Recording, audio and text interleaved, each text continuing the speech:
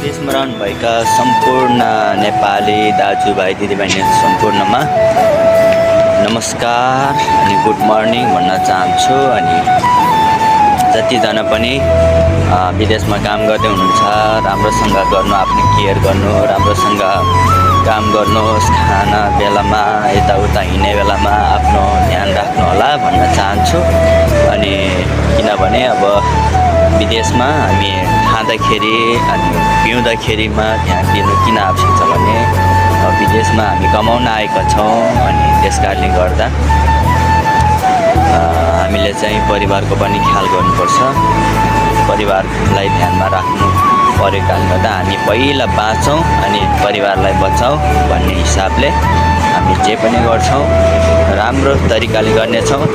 अनि मैले यो किन भन्दैछु भने हाम्रो यो कम्पनीमा चाहिँ अनि भर्खरै घर जाने बेला भएको थियो होइन। 10 साल बिताएर यो मलेसियामा अनि उहाँ चाहिँ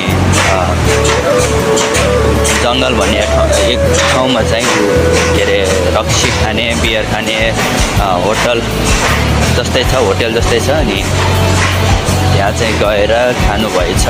पानी परेको समय थियो, त्यहाँ खाएर आएर चाहिँ आउने क्रममा अथवा जाने क्रममा कतिखेर के भयो, कतिखेर हो, तर उहाँ खाना जानुभएको थियो भन्ने कुरा साथीहरूले गर्दै थियो।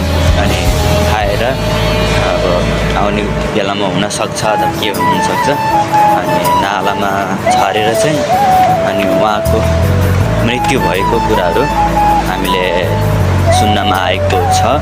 अनि सायद उहाँको 10 वर्ष पुगेर लगभग यही महिना लास्ट हल थियो भन्ने कुरा सुनेको छु।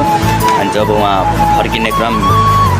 फर्किने बेला भइसकेको थियो अनि सबै कुराहरू चाहिँ रेडी भइसकेको थियो, उहाँ खाएर अनि नाला 2-3 दिनपछि चाहिँ नालामा सब भेटाएको कुराहरू हामीले सुन्नमा आयो। त्यस कारणले गर्दा अलि विदेशमा बस्दै गर्दा, खाँदै गर्दा, पिउँदै गर्दा अनि आफ्नो ख्याल गरेर अनि राम्रोसँग अनि काम गर्नु होला, होसियार साथ आफ्नो केयर गरेर भन्न चाहे।